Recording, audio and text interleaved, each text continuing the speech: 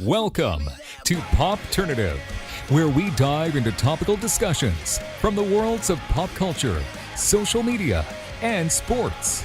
Here is your host, Peter Remoliotis, aka PD Beats. PD Beats here from Popternative. Speaking to Billy Harris about Ted Lasso Season 2 on Apple TV Plus dropped July 23rd, and we just enjoy seeing each episode every week. Welcome to the show, man. Thank you for doing this. Thanks for having me, man. Nice. It's great to be here. It's so exciting. I mean, the show... It's just unbelievable. Basically, the show dropped last year. Everyone kind of watched it and loved it, and just loved that it was a kind of tale of two shows. It's about football team, but it's way more. It's about way more than just football and everything. What has your reaction been to how it's been received so far around the world, Billy?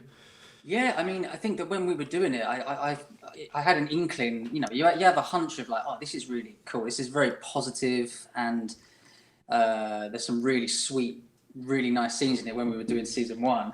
But I guess you're just in the unknown at that point because you never know, what it's going to be. And it was really my first job. Yeah. My first TV job. So it was the first time I was on a set, and it was different to theatre because theatre you get that live reaction, whereas TV, it takes TV and film, it takes a while to come out. But yeah, it kind of dropped during lockdown. So I just think that everyone needed it, and I think even I needed it when I rewatched it. There were so many scenes, especially with Hannah scenes and Juno scenes. I never got to see those when I was on set. The office scenes and stuff. So there was so much for me to discover, and I was watching it along with the people on Twitter, and it was so nice.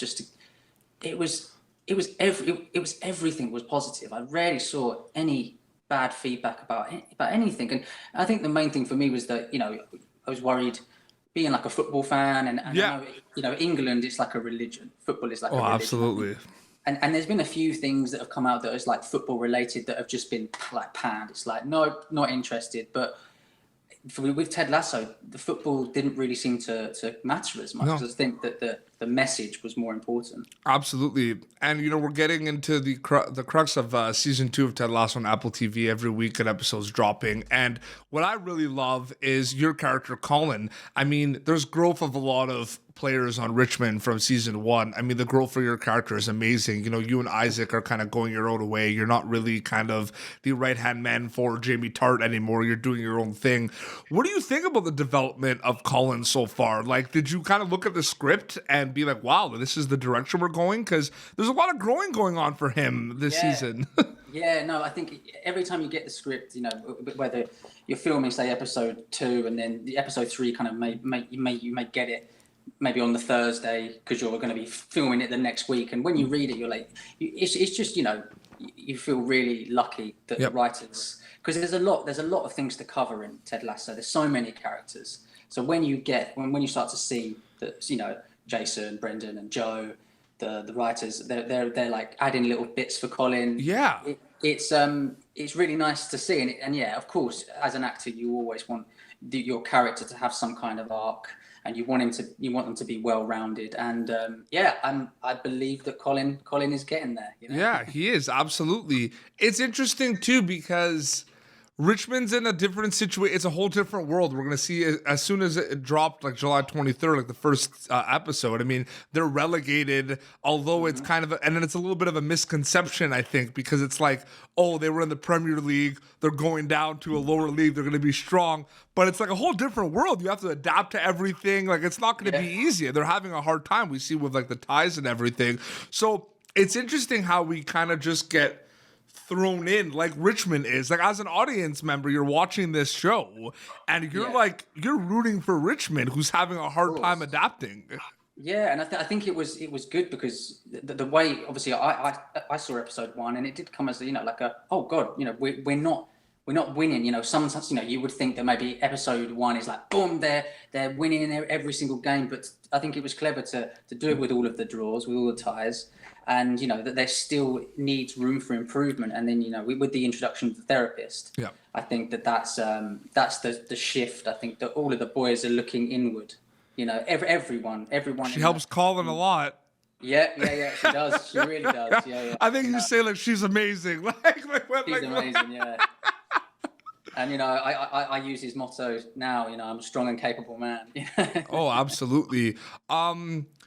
What have you, without kind of going into spoilers and everything, I mean, we've seen a lot of the growth already. I mean, what for you specifically as like Billy Harris, like looking at Ted Lasso, because a lot of your friends, you become friends with a lot of people like in the show as well, which is amazing. You're all like brothers. Like it's awesome to see. What are you liking so far, character development wise? I mean, Sam has an amazing arc this season. I mean, Kala with Isaac. Like, what do you like about like?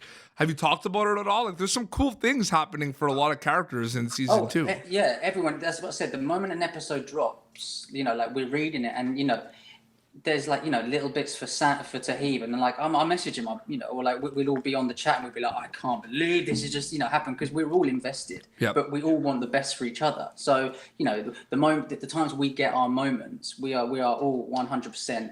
Fully like, yes, this is Colla's moment, this is Tahib's moment, this is Christo's moment, and it does really, season 1 did, but season 2 really does feel like an ensemble, and I think because everyone is so talented on the show that everyone's ready, everyone's ready to step up, and and everyone's invested in their characters. But I think character development naturally, Billy, is going to be kind of a little hard, and because in season 1 of a show, you're like, it's like no one's ever seen these characters before, so you're kind of like, it's hard to kind of develop and see what's going on. I think you go to season 2 and there's just blows my mind like how there's growth like everywhere. Like everyone on Richmond has growth. Like it's every single player. Like you're learning a little bit more here and there about it.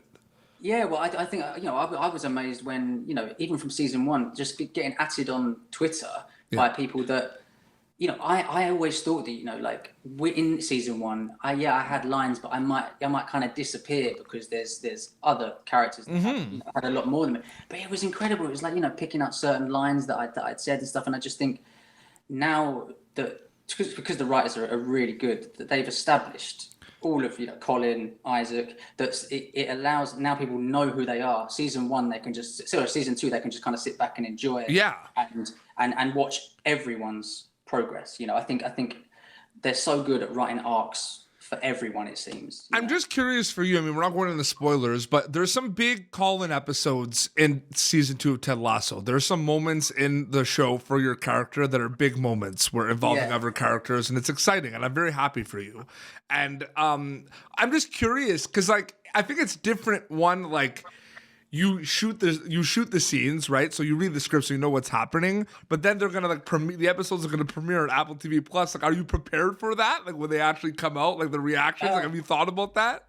No, no. I know what you mean. Yeah, because it's really good for you to say that there is some exciting bits for Colin. Oh yeah, I've started to love the character more and more, and I didn't want him just to be that bully, and the thing is, I love Nick Mohammed anyway, so it was so horrible, like picking on him, and and I was like, oh, I want to be friends with him, and I think that it's just really nice, and I think I'm interested to see what people will perceive of not just me but all of the team players, their arcs, and just I can't wait, and I think I'm always so excited whenever the show.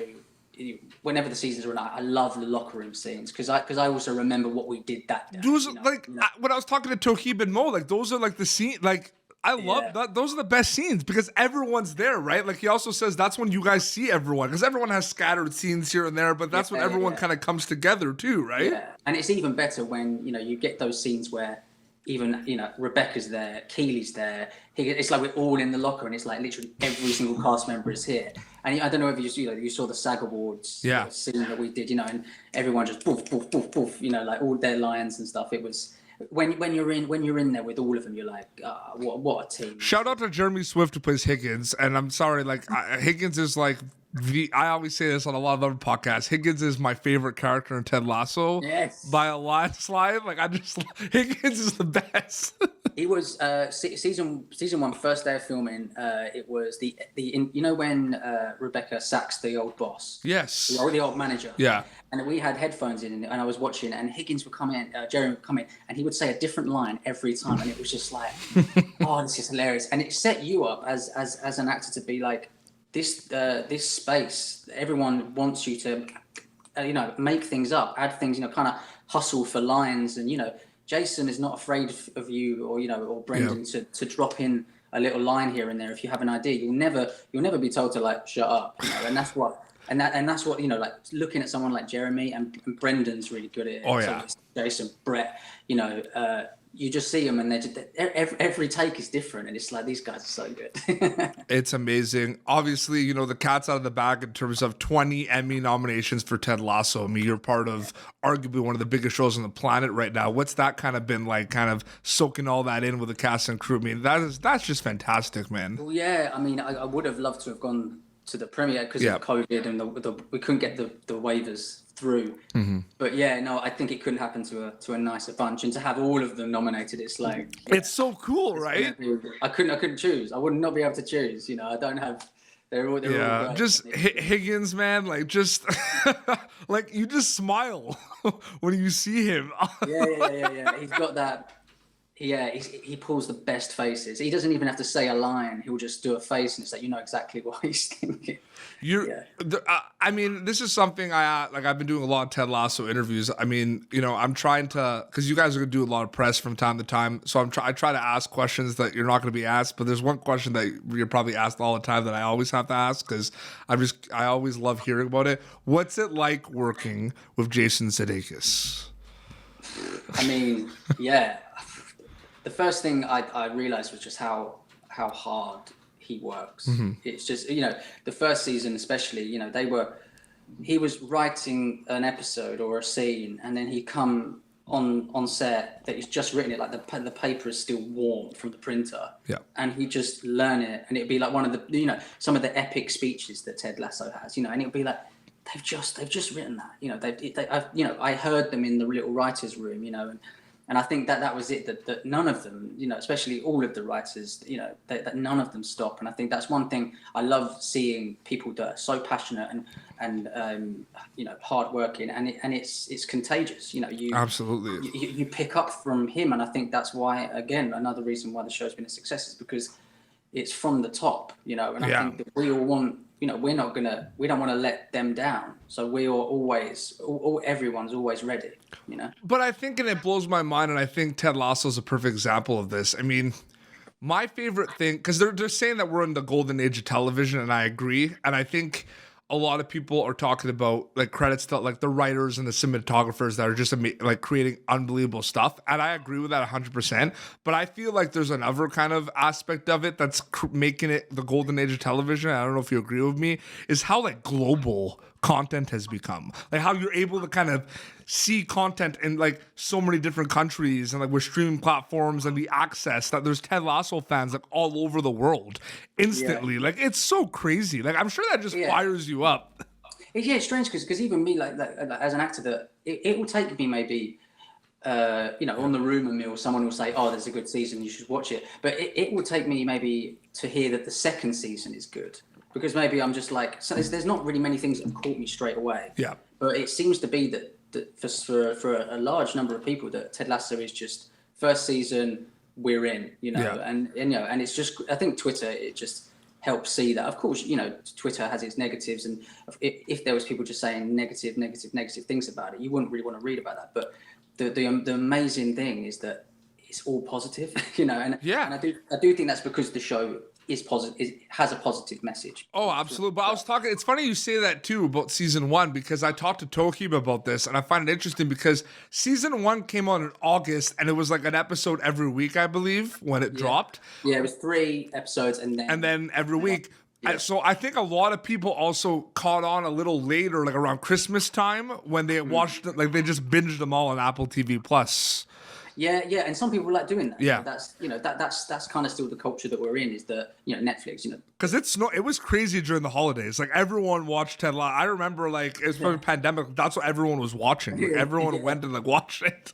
And you notice that on Twitter, you see the waves of people that are coming in. It may be the Golden Globe nominations, or it may be the SAG Awards scene. Yeah. A few days after that, people will be like, all right, I'll give it a watch. So it's really good to see just like sudden waves of another 1,000 people really, really like it. And it's not a football show. Like that's the thing. Like, talking to Colin, talking to Moashim, like, it is. There's football incorporated, and people love that. But it's just way more than that. Like there's so much good stuff in it.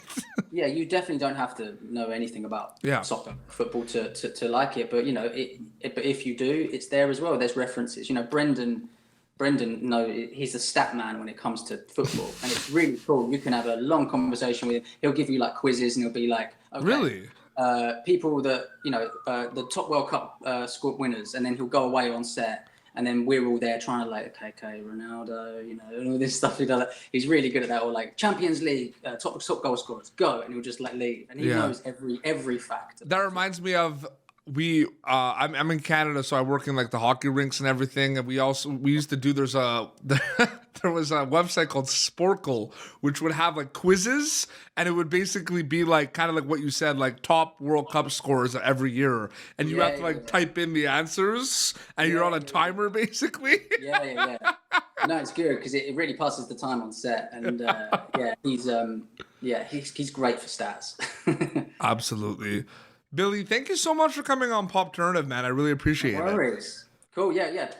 Thanks for having me. Absolutely. I mean, it's. I'm just so happy for you and the cast and the crew. Like, it's so awesome. I honestly think it's one of the best shows on television right now, and you're providing an escape for a lot of people that need an escape too. So, with that, I also say thank you as well, which is no worries. Unbelievable. Man. We're a really good team. I love being a part of it. Yeah. And, it's really good. So Apple TV Plus drops every Friday, so they're going to be able to see that. Where can people follow you on social media to keep up to date with everything? Yeah. And where can people follow you? Bill Harris on Instagram and Billy Harris on Twitter. Amazing. Well, this has been Popternative, youtube.com/Popternative for previous episodes. Until next time, this is Billy Harris, who plays Colin and Ted Lasso on Richmond on Apple TV Plus and PD Beats, signing off. Thank you for tuning in to Popternative. Make sure to check out our past episodes of Popternative on YouTube.